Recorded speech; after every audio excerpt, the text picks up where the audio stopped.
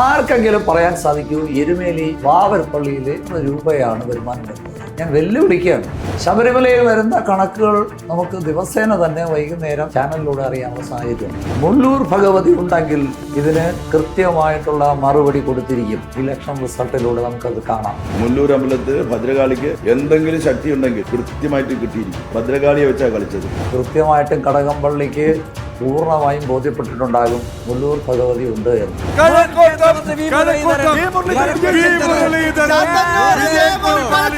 ഹൈന്ദവ സമൂഹത്തോട്, ഈശ്വര വിശ്വാസികളോട് പരസ്യമായി മാപ്പ് പറയാൻ അദ്ദേഹം തയ്യാറാവണം. ഒരു മാധ്യമ സ്ഥാപനത്തിലിരുന്ന് ഇത്രയും വലിയൊരു സമൂഹത്തോട് പറയാനുള്ള ധൈര്യം അത് എവിടെ നിന്നാണ് വരുന്നത്? CPM ആണല്ലോ അതിൽ പ്രത്യേകിച്ച്.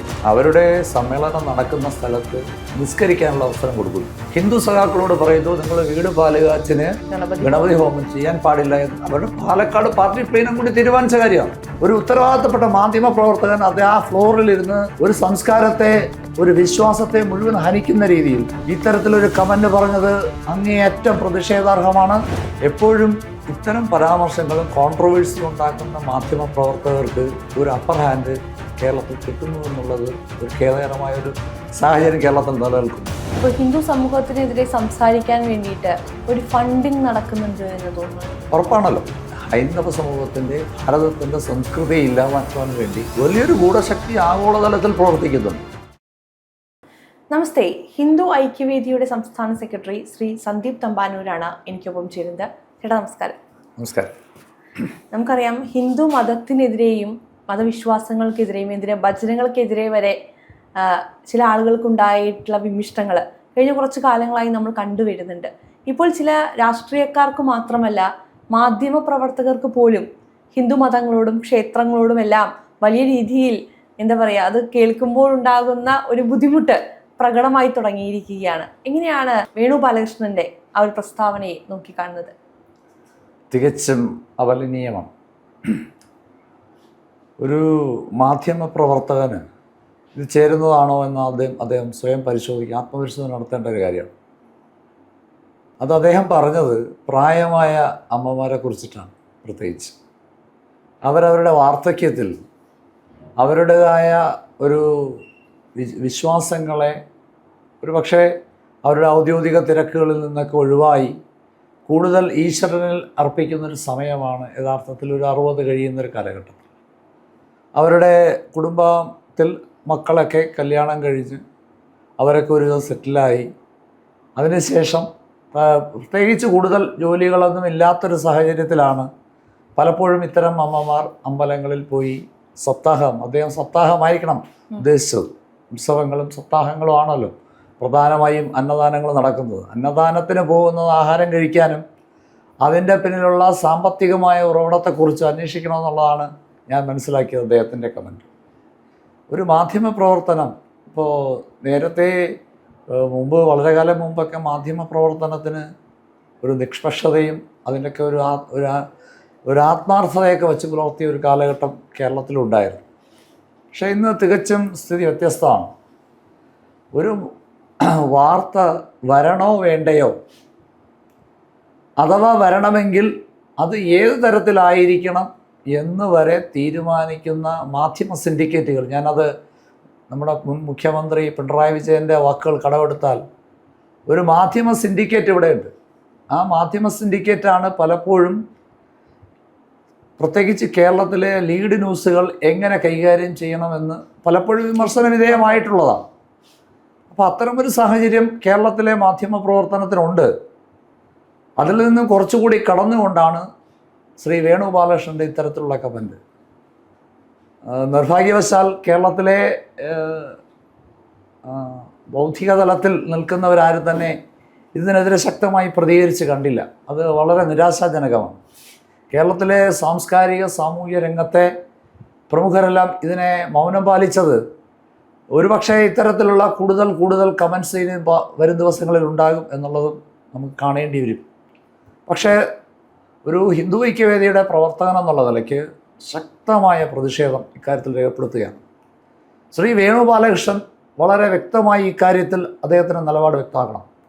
അദ്ദേഹം പറഞ്ഞ കമൻറ്റിൽ അദ്ദേഹം ഉറച്ചു നിൽക്കുന്നുവെങ്കിൽ ഏതെങ്കിലും ഒരു അമ്പലത്തിൽ അങ്ങനെ സാമ്പത്തികമായിട്ട് എന്തെങ്കിലും പ്രശ്നങ്ങളുണ്ട്, അവിടെ ചെലവാക്കപ്പെടുന്ന പണത്തിൽ ദുരൂഹതയുണ്ട് എങ്കിൽ ഏതാണ്ട് കേരളത്തിൽ 50,000-ത്തിലധികം ക്ഷേത്രങ്ങളുണ്ടെന്നാണ് കണക്ക്.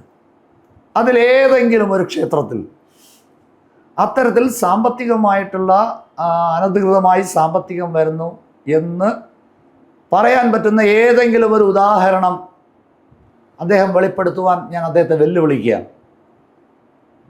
ഒരു ഉത്തരവാദിത്തപ്പെട്ട മാധ്യമ പ്രവർത്തകൻ അദ്ദേഹം ആ ഫ്ലോറിലിരുന്ന് ഒരു സംസ്കാരത്തെ, ഒരു വിശ്വാസത്തെ മുഴുവൻ ഹനിക്കുന്ന രീതിയിൽ കേരളത്തിലെ വരുന്ന അമ്മമാരെ മുഴുവൻ അവരുടെ ആത്മാഭിമാനത്തെ ചോദ്യം ചെയ്യുന്ന തരത്തിൽ ഇത്തരത്തിലൊരു കമൻറ്റ് പറഞ്ഞത് അങ്ങേയറ്റം പ്രതിഷേധാർഹമാണ്. അദ്ദേഹത്തിന് ആത്മാർത്ഥതയുടെ എന്തെങ്കിലും കണികയുണ്ടെങ്കിൽ അദ്ദേഹം ഈ ഹൈന്ദവ സമൂഹത്തോട്, ഈശ്വര വിശ്വാസികളോട് പരസ്യമായി മാപ്പ് പറയാൻ അദ്ദേഹം തയ്യാറാവണം. അല്ലാത്ത പക്ഷം അദ്ദേഹത്തിന് എവിടെയാണ് ദുരൂഹത തോന്നിയത്, ഏതെങ്കിലും ഒരു സംഭവം അദ്ദേഹം വെളിപ്പെടുത്തുവാൻ തയ്യാറാകണം. അല്ലാത്ത സാഹചര്യത്തിൽ അദ്ദേഹത്തെ ഹിന്ദു വിരുദ്ധ മാധ്യമ പ്രവർത്തകനായി മുദ്ര കുത്തുവാൻ ഹൈന്ദവ സംഘടനകൾക്ക് വരും ദിവസങ്ങളിൽ അതിനുവേണ്ടി തയ്യാറാകേണ്ടി വരും എന്നുള്ളതാണ് ഹിന്ദു ഐക്യവേദിക്ക് പറയുവാനുള്ളത്. ഇപ്പം നമുക്കറിയാം, ചേട്ടൻ നേരത്തെ പറഞ്ഞതുപോലെ ഇപ്പം അമ്മമാരെ കുറിച്ചിട്ടാണ് ഇത്തരം ഒരു പ്രസ്താവന ഉന്നയിച്ചിരിക്കുന്നത്. നമ്മളെല്ലാവരും പൊതുവെ തിരക്കുള്ള ജീവിതങ്ങൾക്കിടയിലും കുറച്ച് ശാന്തിയും സമാധാനവും എല്ലാം ആഗ്രഹിച്ചുകൊണ്ടാണ് ക്ഷേത്രാങ്കണങ്ങളിലേക്ക് എത്തുന്നത്. ഇപ്പോൾ വിശ്വാസികൾ അല്ലെങ്കിലും അവിശ്വാസികൾ പോലും ഇന്നത്തെ കാലത്ത് നമുക്കറിയാം, വടക്കുംനാഥ ക്ഷേത്രത്തേക്ക് എടുത്ത് നോക്കുകയാണെങ്കിൽ ഈശ്വര വിശ്വാസികൾ അല്ലാത്തവർ പോലും എന്താ പറയുക, ആ ഒരു സന്തോഷത്തിന് വേണ്ടിയിട്ട് അല്ലെങ്കിൽ സമാധാനത്തിന് വേണ്ടി ക്ഷേത്രങ്ങളിലേക്ക് എത്തുന്ന ഒരു കാലഘട്ടമുണ്ട്. ഒപ്പം തന്നെ അന്നദാനം മഹാദാനമാണ് എന്നാണ് നമ്മൾ പറയാറുള്ളത്. ഒരു നേരം അന്നമില്ലാതെ ഇരിക്കുന്ന ഒരാൾക്ക് ഒരു തരി ഭക്ഷണം കൊടുക്കാൻ സാധിക്കുക എന്ന് പറയുന്നത് അത്രത്തോളം മഹനീയമായ ഒരു കാര്യമാണ്. അതിനെ പോലും പുച്ഛിക്കുന്ന അല്ലെങ്കിൽ അതിൽ പോലും ഇത്തരത്തിൽ ചീത്ത രീതിയിലുള്ള ഒരു ചിന്താഗതിയിലേക്ക് എത്തുക എന്ന് പറയുന്നത് ആ വ്യക്തിത്വത്തെ പോലും ഹനിക്കുന്ന രീതിയിലുള്ള ഒരു പ്രവൃത്തിയല്ലേ? തീർച്ചയായിട്ടും അദ്ദേഹത്തിൻ്റെ പരാമർശം കടുത്ത വേദനയാണ് സമൂഹത്തിൽ ഉണ്ടാക്കിയിട്ടുള്ളത്. അദ്ദേഹം എന്തടിസ്ഥാനത്തിലാണ് പറഞ്ഞതിനെക്കുറിച്ച് യാതൊരു ധാരണ ഞങ്ങൾക്കാർക്കുമില്ല. അപ്പോൾ ഈ എന്തുകൊണ്ട് ക്ഷേത്രങ്ങളിൽ മാത്രമല്ലല്ലോ അന്നദാനം നടക്കുന്നത്? ഇതര മതവിശ്വാസങ്ങളെ ഹനിക്കുന്ന തരത്തിലുള്ള ഒരു കമൻറ്റ് പറയുവാൻ കേരളത്തിലെ ഒരു മാധ്യമപ്രവർത്തനം തയ്യാറാവില്ല. ഹൈന്ദവ സമൂഹത്തിൻ്റെ മേൽ ഇത്തരം കുതിര കയറുന്നതിൻ്റെ കാര്യം എന്താണ് എന്ന് ഇത്തരം ആരോപണങ്ങൾ ഉന്നയിക്കുന്നവർ തന്നെ വെളിപ്പെടുത്തേണ്ടതാണ്. ഹൈന്ദവ സമൂഹം സംഘടിതമല്ല, അതല്ലെങ്കിൽ അതിനെ പറഞ്ഞാൽ ആരും ചോദിക്കാനില്ല എന്നുള്ള ധാർഷ്ട്യമാണ് ഇവരെ കൊണ്ടിങ്ങനെ പറയിക്കുന്നത് എങ്കിൽ ഇവർക്ക് വരും കാലങ്ങളിൽ ശക്തമായ തിരിച്ചടി ഹൈന്ദവ സമൂഹം നൽകും എന്നുള്ള കാര്യത്തിൽ ഒരു സംശയവും വേണ്ട. ഇപ്പോൾ ഹിന്ദു ക്ഷേത്രങ്ങളെ സംബന്ധിച്ചിടത്തോളം നമ്മൾ കൃത്യമായ ഓഡിറ്റുകൾക്ക് വിധേയമാകുന്ന ക്ഷേത്രങ്ങളുണ്ട്. അല്ലെങ്കിൽ ഒരു കണക്ക് ചോദിച്ചാൽ എടുത്തു കൊടുക്കാൻ സാധിക്കുന്ന തരത്തിൽ എല്ലാത്തിനും കൃത്യമായ ചിട്ടകളുണ്ട് എന്നുള്ളതാണ്. പക്ഷേ ഇപ്പോൾ ചേട്ടൻ പറഞ്ഞതുപോലെ ഒരു ഹിന്ദു ക്ഷേത്രത്തെക്കുറിച്ച് ഇങ്ങനെ ചോദിക്കുന്നവർ എന്തുകൊണ്ട് ഒരു മുസ്ലിം പള്ളിയെ കുറിച്ചിട്ടോ അല്ലെങ്കിൽ ക്രിസ്ത്യൻ ചർച്ചുകളെ കുറിച്ചിട്ടോ ഇത്തരത്തിലുള്ള പരാമർശങ്ങൾ ഉന്നയിക്കുന്നില്ല എന്നുള്ളൊരു ചോദ്യമുണ്ട്. അതിനൊരു ഉദാഹരണം പറഞ്ഞാൽ, കേരളത്തിലെ അല്ലെങ്കിൽ ഭാരതത്തിലെ അല്ലെങ്കിൽ ലോകത്തിലെ ഏറ്റവും വലിയ തീർത്ഥാടന കേന്ദ്രം, ഒരു നിശ്ചിത കാലയളവിനുള്ളിൽ ലക്ഷക്കണക്കിന് തീർത്ഥാടകർ വരുന്നത് ശബരിമല ശ്രീധർമ്മ സംസ്ഥാനം ദർശിക്കാനാണ്. അവിടെ വരുന്നതിൽ ബഹുഭൂരിപക്ഷം അയ്യപ്പ ഭക്തന്മാരും എരുമേലി വഴിയാണ് വരുന്നത്. എരുമേലിയിൽ വന്ന് പേട്ടതുള്ളി അവിടെ വാവൂർ പള്ളിയിൽ കയറി ദർശനം നടത്തിയിട്ടാണ് എരുമേലി വഴി വരുന്ന എല്ലാ അയ്യപ്പ ഭക്തന്മാരും ചെയ്യുന്നത്. ശബരിമലയിൽ വരുന്ന കണക്കുകൾ നമുക്ക് ദിവസേന തന്നെ വൈകുന്നേരം ചാനലിലൂടെ അറിയാനുള്ള സാഹചര്യമുണ്ട്. ഒരേ അയ്യപ്പ ഭക്തൻ എരുമേലിയിൽ വന്ന് വാവൂർ പള്ളിയിൽ ദർശനം നടത്തി അവിടെയും കാണിക്ക അർപ്പിച്ചിട്ടാണ് ശബരിമലയിൽ എത്തുന്നത്. ആർക്കെങ്കിലും പറയാൻ സാധിക്കൂ എരുമേലി വാവൂർ പള്ളിയിൽ എത്ര രൂപയാണ് വരുമാനം വരുന്നത്? ഞാൻ വെല്ലുവിളിക്കുകയാണ്. അപ്പോൾ ഇത്രയും കൃത്യമായി ഓഡിറ്റിന് വിധേയമാകുന്ന ഹൈന്ദവ ക്ഷേത്രങ്ങളെ എപ്പോഴും സംശയത്തിൻ്റെ മുൾമുനയിൽ നിർത്തിക്കൊണ്ട്, എന്നാൽ ഇത്തരം ഒരുപാട് ആരോപണങ്ങൾക്ക് വിധേയമായ ഇതര മതസമൂഹങ്ങളുടെ കേന്ദ്രങ്ങളെ പ്രൊട്ടക്റ്റ് ചെയ്യുവാൻ ഇത്തരം മാധ്യമ പ്രവർത്തകർ തന്നെ മുന്നിൽ വരികയാണ്. ഈ ഇരട്ടത്താപ്പാണ് ഹൈന്ദവ സമൂഹവും കേരള സമൂഹവും തിരിച്ചറിയണമെന്ന് ഹിന്ദു ഐക്യവേദി കഴിഞ്ഞ നിരവധി വർഷങ്ങളായി ആവശ്യപ്പെട്ടുകൊണ്ടിരിക്കുന്നു. ഇപ്പം നമുക്കറിയാം, ഒരുപാട് രാഷ്ട്രീയ പ്രവർത്തകർ, ഉദാഹരണത്തിന് ഇപ്പം നമുക്ക് കടകംപള്ളി സുരേന്ദ്രനെ എടുക്കാം. അദ്ദേഹം തന്നെ എന്തൊക്കെ പരാമർശങ്ങളാണ് നടത്തിയത്, അല്ലെങ്കിൽ എന്തൊക്കെ പ്രവർത്തികളാണ് ഇപ്പോൾ ശബരിമലയിൽ തന്നെ മായി ബന്ധപ്പെട്ട് തന്നെ ഒരുപാട് വിവാദങ്ങൾ നേരിട്ടുള്ള ഒരു വ്യക്തിയാണ്. പക്ഷേ അവസാനം തിരഞ്ഞെടുപ്പിന്റെ കാലം എത്തിയപ്പോൾ അദ്ദേഹത്തിനുണ്ടായ മനംമാറ്റം എല്ലാം നമ്മൾ കണ്ടതാണ്. അതുപോലെ ഒരുപാട് പേരുണ്ട്. പിണറായി വിജയൻ പോലും ഒരു കാലത്ത് ഈ ശ്രീകോവിലിനുള്ളിലാണോ ഗുരുവായൂരപ്പൻ ഇരിക്കുന്നത് എന്ന് ചോദിച്ച വ്യക്തിയുടെ മകൻ കഴിഞ്ഞ ദിവസം ഗുരുവായൂർ ക്ഷേത്രത്തിൽ ദർശനം നടത്തുന്നത് നമ്മൾ കണ്ടു. അല്ലെങ്കിൽ ശബരിമല അയ്യപ്പനെ കുറിച്ചിട്ട് എന്ന് ഒരുപാട് തരത്തിലുള്ള വിവാദങ്ങൾ ഉണ്ടാക്കിയിട്ടുള്ള വ്യക്തി അവസാനം കല്ലും മുള്ളും കാലിക്കും എത്തൈ എന്ന് വിളിക്കുന്നത് നമ്മൾ കേട്ടു. ഇങ്ങനെ ഒരുപാട് രാഷ്ട്രീയ പ്രവർത്തകരടക്കം ഹിന്ദു മതത്തെ ഹനിക്കുന്ന രീതിയിൽ അല്ലെങ്കിൽ വിശ്വാസികളെ വ്രണപ്പെടുത്തുന്ന രീതിയിലുള്ള പ്രസ്താവനകൾ മുന്നോട്ട് വെച്ചിട്ട് കണ്ടിട്ടുണ്ട് നമ്മൾ. ഒപ്പം തന്നെ പിന്നീട് അവർക്കൊരാവശ്യം വരുമ്പോൾ അത് തിരുത്തുകയും വിശ്വാസി സമൂഹത്തിനൊപ്പമാണ് എന്ന് വരുത്തി തീർക്കാൻ ശ്രമിക്കുകയും നമ്മൾ കണ്ടിട്ടുണ്ട്. എന്തായിരിക്കും ഇതിനു പിന്നിലുള്ള ഒരു ഗൂഢമായിട്ടുള്ളൊരു നീക്കം? കടകംപള്ളിയെ കുറിച്ച് സൂചിപ്പിച്ചു. കടകംപള്ളി ഈ ശബരിമലയിലെ സ്വർണ്ണപ്പാളി വിവാദവുമായിട്ട് അദ്ദേഹം സംശയത്തിന് നിഴലിലാണിപ്പോൾ. അവരുടെ സർക്കാർ ഉണ്ടായിരുന്ന സമയത്ത് പരമാവധി അദ്ദേഹത്തെ അതിൽ നിന്നൊക്കെ ഒഴിവാക്കാൻ വേണ്ടിയുള്ള ശ്രമം നടത്തി എന്നുള്ളത് വസ്തുത. അതവിടെ നിൽക്കട്ടെ. ഈ ഇലക്ഷൻ സമയത്ത് അദ്ദേഹത്തിൻ്റെ മണ്ഡലത്തിലെ ആനയറയിലെ മുല്ലൂർ ഭഗവതി ക്ഷേത്രത്തിൽ പോയി അവിടെ ഒരു വിവാദം ഉണ്ടായിരുന്നു. അദ്ദേഹത്തിന് തീർത്ഥം കൊടുത്തപ്പോൾ ആ തീർത്ഥം കൈ കഴുകി ഒഴിച്ചതിൽ മനംനൊന്ത അവിടുത്തെ മേൽശാന്തി അദ്ദേഹത്തിൻ്റെ കൂടെ വന്ന ആളിനോട് ചോദിച്ചു, എന്തിനാണിത് വേണ്ടെങ്കിൽ വാങ്ങിക്കാൻ പോയത്? ഇങ്ങനൊരു പരാമർശം നടത്തിയതിൻ്റെ പേരിൽ ആ മേൽശാന്തിക്ക് ആത്മഹത്യ ചെയ്യേണ്ട ഒരു സാഹചര്യം, ഞാൻ പറയുന്നത് നിരവധി വർഷങ്ങൾക്ക് മുമ്പേ അല്ല, ഏതാണ്ട് 1.5 മാസത്തിനോ 2 മാസത്തിനു മുന്നേ തിരുവനന്തപുരത്ത് കഴക്കൂട്ടം നിയോജക മണ്ഡലത്തിലെ ആനയറ എന്ന് പറയുന്ന ഒരു പ്രദേശത്തുണ്ടായ കാര്യമാണ് ഞാൻ ഈ പറയുന്നത്. എന്ത് അന്വേഷണമാണ് നടന്നത്? പക്ഷെ ഇതേ കടകംപള്ളിയാണ് ഭദ്രകാളി ഉണ്ടെങ്കിൽ ഇവിടെ പരാമർശങ്ങൾ നടത്തിയത്. അപ്പോൾ അത് വിവാദമായി. ഹിന്ദു ഐക്യവേദി അതിനെതിരെ ശക്തമായിട്ടൊരു പ്രതിഷേധം അന്ന് തന്നെ പെട്ടെന്ന് സംഘടിപ്പിച്ചു. ആ പ്രതിഷേധത്തിൽ അദ്ദേഹത്തിന് ഒരു നെഗറ്റീവ്, അല്ലെങ്കിൽ എനിക്ക് ഹൈന്ദവ സമൂഹം എതിരാകുമോ എന്നുള്ളൊരാശങ്കയിൽ തിരഞ്ഞെടുപ്പ് കാലമായതുകൊണ്ട് അദ്ദേഹം അതിൻ്റെ തൊട്ടടുത്ത ദിവസം ഒരു പത്രസമ്മേളനം നടത്തി. ആ പത്രസമ്മേളനത്തിൽ അദ്ദേഹം പറഞ്ഞത്, മുല്ലൂർ ഭഗവതി ഉണ്ടെങ്കിൽ ഇതിന് കൃത്യമായിട്ടുള്ള മറുപടി കൊടുത്തിരിക്കും. ഇലക്ഷൻ റിസൾട്ടിലൂടെ നമുക്കത് കാണാം. കൃത്യമായിട്ടും കടകംപള്ളിക്ക് പൂർണ്ണമായും ബോധ്യപ്പെട്ടിട്ടുണ്ടാകും മുല്ലൂർ ഭഗവതി ഉണ്ട് എന്നുള്ളത്. കാരണം അവസാനത്തെ 2 റൗണ്ട് മുമ്പ് വരെ ലീഡ് ചെയ്തിരുന്ന കടകംപള്ളി ലാസ്റ്റ് 2 റൗണ്ടിലാണ് പുറകിൽ പോവുകയും അവിടെ വി മുരളീധരൻ അദ്ദേഹം ജയിക്കുകയും ചെയ്തു. അപ്പോൾ അദ്ദേഹത്തിന് ബോധ്യപ്പെട്ടിട്ടുണ്ട്. പിന്നെ ഈ വേണുഗോപാലകൃഷ്ണനോട് പറയാനുള്ളത്, ശ്രീമാൻ പിണറായി വിജയൻ്റെ മകൻ അവിടെ പോയപ്പോൾ അവിടെ വീഡിയോ എടുത്തപ്പോൾ ഉണ്ടായ വിവാദം, എന്തേ ഈ വേണുഗോപാലകൃഷ്ണൻ അതിന് പ്രതികരിക്കാൻ തയ്യാറുണ്ടോ? എന്തുകൊണ്ടാണ് സെലക്റ്റീവായിട്ടുള്ള പ്രതികരണം? ഹൈന്ദവ സമൂഹത്തിനെതിരെയുള്ള ഏത് കാര്യങ്ങളിലും പ്രതികരിക്കാൻ ചാനൽ ഫ്ലോറിൽ ഇരുന്ന് എല്ലാ മാധ്യമപ്രവർത്തകർക്ക് അവരുടെ ആവിഷ്കാര സ്വാതന്ത്ര്യവും അവരുടെ എന്ത് സ്വാതന്ത്ര്യവും സ്വീകരിക്കാം. പക്ഷേ ചില സംഘടിത മതങ്ങളുടെയും ചില അധികാര കേന്ദ്രങ്ങളുടെയും മുന്നിൽ വരുമ്പോൾ ഇവരുടെയൊക്കെ നട്ടല് വളയുന്നതിനുള്ള കാരണം എന്താണ് എന്ന് കേരള സമൂഹത്തിലെ എല്ലാവർക്കും തിരിച്ചറിയാം. അതാത് മാധ്യമ പ്രവർത്തകർ അത്തരം കാര്യങ്ങൾ തിരിച്ചറിഞ്ഞ് സൂക്ഷ്മതയോടുകൂടി ഉത്തരവാദിത്ത ബോധത്തോടുകൂടി ഇത്തരം കാര്യങ്ങൾ പ്രതികരിക്കാൻ തയ്യാറാകണമെന്നുള്ളതാണ് ഹിന്ദു ഐക്യവേദിക്ക് പറയാനുള്ളത്. ഇപ്പം നമുക്കറിയാം, കാലങ്ങളായിട്ട് ഈ ഒരുപാട് വിശ്വാസങ്ങളെ ചേർത്ത് പിടിക്കുന്നവരാണ് ഹിന്ദു സമൂഹം എന്ന് പറയുന്നത്. പക്ഷേ ഈ വിശ്വാസങ്ങളെല്ലാം ഏതെങ്കിലും ഒരു രീതിയിൽ തെറ്റിക്കുക അല്ലെങ്കിൽ അവരുടെ മനസ്സിനെ വിഷമിപ്പിക്കുക എന്ന് പറയുന്നൊരു ഹിഡൻ അജണ്ട കേരളത്തിൽ നടപ്പാക്കപ്പെടുന്നുണ്ട് എന്ന് തോന്നിയിട്ടുണ്ടോ? ഉറപ്പല്ലേ? ഉറപ്പായിട്ടുണ്ട്. അതാണല്ലോ യുവതീ പ്രവേശനവുമായി ബന്ധപ്പെട്ടിട്ടുള്ള വിധി ഉണ്ടായ സമയത്തുണ്ടായ കേരളത്തിലുണ്ടായ സാഹചര്യം. അപ്പോൾ സ്വാഭാവികമായിട്ടും കേരളത്തിലെ ഹൈന്ദവ സമൂഹത്തെ ശിഥിലമാക്കുക, അതിന് കൃത്യമായിട്ടുള്ള ഇടപെടലുകൾ. അപ്പോൾ ഈ രാഷ്ട്രീയ സമൂഹം കൃത്യമായി തിരിച്ചറിഞ്ഞിട്ടുണ്ട്, സംഘടിത മതന്യൂനപക്ഷങ്ങൾ കേരളത്തിൽ സംഘടിതമാണ്. അപ്പോൾ സ്വാഭാവികമായിട്ട് ഹൈന്ദവ സമൂഹം സംഘടിതമായാൽ അതിൻ്റെ ഗുണം ഇവിടുത്തെ LDFനോ UDFനോ ലഭിക്കില്ല എന്ന് കൃത്യമായ തിരിച്ചറിവിൻ്റെ അടിസ്ഥാനത്തിൽ അവർ ചില കാര്യങ്ങളിൽ വളരെ തന്ത്രപരമായിട്ടുള്ള നിലപാടാണ് കേരളത്തിൽ കഴിഞ്ഞ കാലങ്ങളിലെല്ലാം സ്വീകരിച്ചിട്ടുള്ളത്. അതിൻ്റെ ഒരു പ്രത്യക്ഷ ഉദാഹരണമാണ് യുവതീ പ്രവേശനവുമായി ബന്ധപ്പെട്ട്. എവിടെയാണോ സംസ്കാരം, ഹൈന്ദവ സംസ്കാരം ഏറ്റവും കൂടുതൽ ശക്തമായി ഇംപ്ലിമെൻറ്റ് ചെയ്യാൻ പറ്റുന്ന ഏത് സാഹചര്യമാണോ ആ സാഹചര്യത്തെ ഇല്ലാതാക്കുക. അത് വളരെ ശക്തമായി വളരെ സൂക്ഷ്മമായി പരിശോധിച്ചുകൊണ്ട് ഇവിടുത്തെ ഹിന്ദു വിരുദ്ധരായിട്ടുള്ള എല്ലാ പേരും അതിൽ സംഘടിതമായി നിന്നുകൊണ്ടാണ് അതിനെ നേരിടുന്നത്.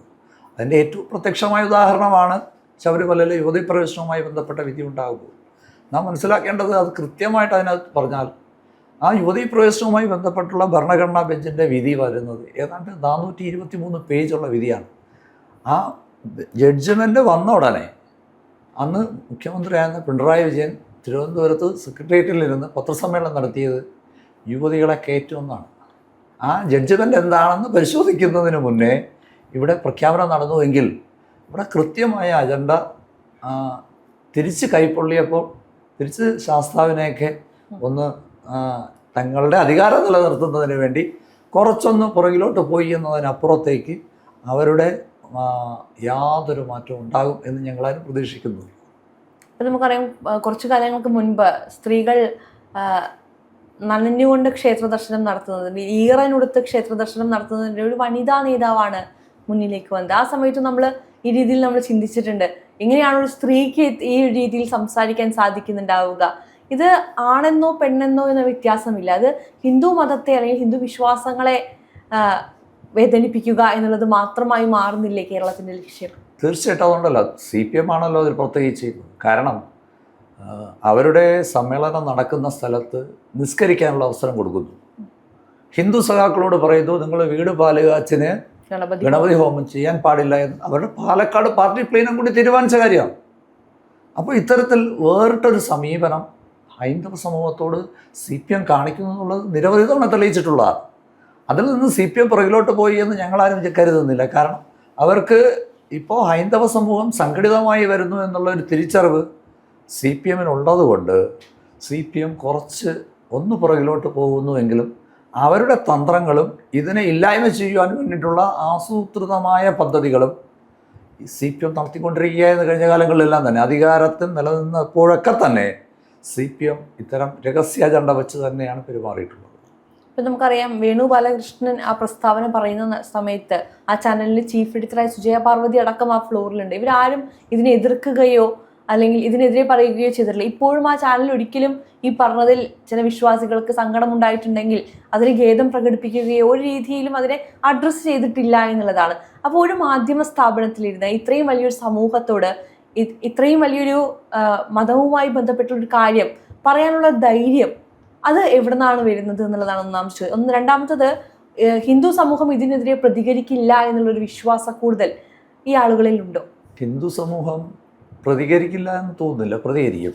പക്ഷേ പലപ്പോഴും ഹൈന്ദവ സമൂഹത്തിൻ്റെ പ്രതികരണം വളരെ ജനാധിപത്യപരവും നമ്മുടെ ഒരു എന്താ പറയേണ്ടത് അക്രമാസക്തമാകില്ല. ആ ഒരു ധൈര്യമാണ് അവർക്കെല്ലാം ഉള്ളത്. അതുകൊണ്ടാണല്ലോ ചോദ്യപേപ്പർ തയ്യാറാക്കിയ ജോസഫ് മാഷിൻ്റെ കൈവെട്ടാനുള്ള കാരണം. അപ്പോൾ അത്തരത്തിൽ ഹൈന്ദവ സമൂഹം എപ്പോഴും അങ്ങനെയാണ്, വളരെ ശാന്തമായി അതിനെ ജനാധിപത്യപരമായി അതിനെ എതിർക്കപ്പെടുകയും നമ്മളുടെ എന്താണോ നമുക്ക് എതിർക്കപ്പെടേണ്ടത് ശക്തമായി പറയുകയും ചെയ്യുക എന്നുള്ളതാണ്. അല്ലാതെ അക്രമത്തിൻ്റെ മാർഗത്തിലൂടെ അതിനെ ശരിയാക്കാമെന്നുള്ളൊരു ധാരണ ഹൈന്ദവ സമൂഹത്തിന്, ആ സംസ്കാരം അത് ആ രീതിയിലാണ് അതിനെ കാണുന്നത്. ഇത്തരത്തിലുള്ള പരാമർശം നടത്തിയാലും കാലം അവർക്ക് മാപ്പ് കൊടുക്കില്ല. അതുതന്നെയാണ്. പിന്നെ സുജയ പാർവതി, ഇപ്പോൾ ഒരു എക്സാമ്പിൾ പറഞ്ഞാൽ, എപ്പോഴും ഇത്തരം പരാമർശങ്ങളും കോൺട്രവേഴ്സി ഉണ്ടാക്കുന്ന മാധ്യമപ്രവർത്തകർക്ക് ഒരു അപ്പർ ഹാൻഡ് കേരളത്തിൽ കിട്ടുന്നു എന്നുള്ളത് ഒരു ഖേദകരമായൊരു സാഹചര്യം കേരളത്തിൽ നിലനിൽക്കുന്നു. ഇപ്പോൾ ഈ പറയുന്ന കോൺട്രവേഴ്സി ഉണ്ടാക്കുന്ന ഓരോ മാധ്യമപ്രവർത്തകനും ഓരോ ചാനൽ ഫ്ലോറിൽ നിന്നും മറ്റൊരു ചാനൽ ഫ്ലോറിലോട്ട് പോകുമ്പോൾ അവരുടെ സാമ്പത്തികമായ അവസ്ഥ കുറച്ചുകൂടെ മെച്ചപ്പെടുത്തിയാണ് പോകുന്നത്. അപ്പോൾ ഞാൻ ഇത്തരത്തിലൊരു കോൺട്രവേഴ്സി ഞാൻ ഉണ്ടാക്കിയാൽ എനിക്ക് കുറച്ചുകൂടി മെച്ചപ്പെട്ട മറ്റൊരു ചാനലിൽ കൂടുതൽ സാന്നിധ്യത്തോടുകൂടി എനിക്ക് ചെയ്യാൻ സാധിക്കും എന്നുള്ള ഇവരുടെ സ്വാർത്ഥമായ ചിന്തയും ഇതിൻ്റെ പിന്നിലുണ്ട് എന്നാണ് മനസ്സിലാക്കേണ്ടത്.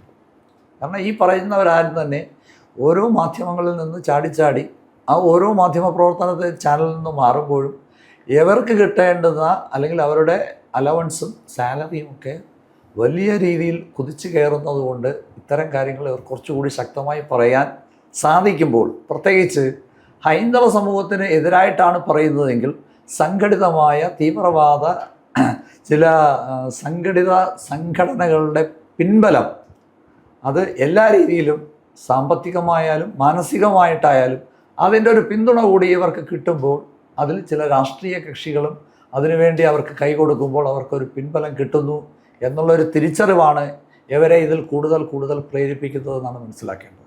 ഇപ്പോൾ ഹിന്ദു സമൂഹത്തിനെതിരെ സംസാരിക്കാൻ വേണ്ടിയിട്ട് ഒരു ഫണ്ടിങ് നടക്കുന്നുണ്ട് എന്ന് തോന്നുന്നുണ്ടോ? ഉറപ്പാണല്ലോ. കേരളത്തിലെ അല്ല, ഭാരതത്തിലെ ഹൈന്ദവ സമൂഹത്തിൻ്റെ ഭാരതത്തിൻ്റെ സംസ്കൃതി ഇല്ലാതാക്കുവാൻ വേണ്ടി വലിയൊരു ഗൂഢശക്തി ആഗോളതലത്തിൽ പ്രവർത്തിക്കുന്നുണ്ട്. അതിൽ യാതൊരു സംശയമുണ്ട്. നിരവധിയായിട്ടുള്ള റിപ്പോർട്ടുകൾ അതിനു വേണ്ടി പുറത്തു വന്നിട്ടുണ്ട്. അപ്പോൾ സംഘടിതമായിരിക്കുന്ന നമ്മുടെ ഭാരതത്തിൻ്റെ സംസ്കാരത്തെയും ഇവിടുത്തെ ദേശീയതയെ നശിപ്പിക്കാൻ വേണ്ടിയിട്ടുള്ള ഭാരതത്തിന് പുറത്തുള്ള ഭാരതം ഒരിക്കലും ലോകത്തിലെ ഒന്നാം നമ്പർ ശക്തിയാകാൻ പാടില്ല എന്ന് ചിന്തിക്കുന്ന നിരവധി രാഷ്ട്രങ്ങളുടെ പിന്തുണയ്ക്ക് ഇവർക്കെല്ലാം ഉണ്ട്. അതിൻ്റെ ഒരു ഘടകം കൂടിയാണ് ഇവരുടെ ഇത്തരം പരാമർശങ്ങൾ എന്ന് തന്നെയാണ് മനസ്സിലാക്കേണ്ടത്.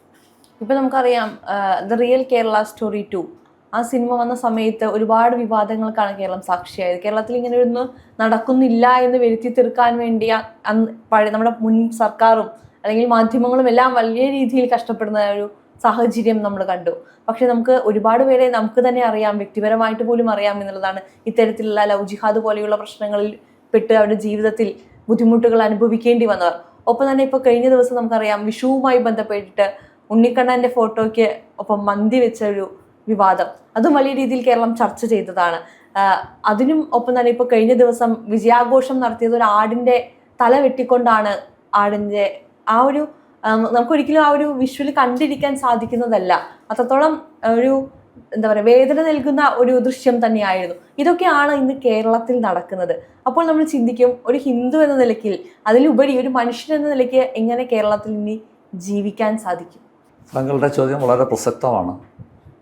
കേരളത്തിലെ ഓരോ ഹൈന്ദവ വിശ്വാസിയും നേരിടുന്ന ഒരു വിഷയമാണെന്ന് സൂചിപ്പിച്ചതുപോലെ. പക്ഷേ ഇതിനേക്കാൾ വലിയ ഭീഷണികൾ ഈ സമൂഹം നേരിട്ടിട്ടുകൊണ്ടാണ് ഇത്രയും നാളും നിലനിന്നത്. അതുകൊണ്ട് ഇത്തരം ഭീഷണികൾ ഇനിയും ഉണ്ടാകും, ഇതിലപ്പുറം ഉണ്ടാകും. ഇനി മുസ്ലിം ലീഗിനും ഭൂരിപക്ഷമുള്ള ഒരു ഭരണമാണ് ഇവിടെ ഉണ്ടാകാൻ പോകുന്നത്. ഇതിനേക്കാൾ വലിയ ഒരു ശക്തിയായി ഹൈന്ദവ സമൂഹം മാറിക്കൊണ്ടിരിക്കുകയാണ് യഥാർത്ഥത്തിൽ അതുകൊണ്ട് സംഭവിക്കുന്നത്. ഇത് കണ്ട് പേടിച്ച് പിന്മാറുന്ന ഒരു ഹൈന്ദവ സമൂഹമല്ല 2026 കേരളത്തിലെ ഹൈന്ദവ സമൂഹം.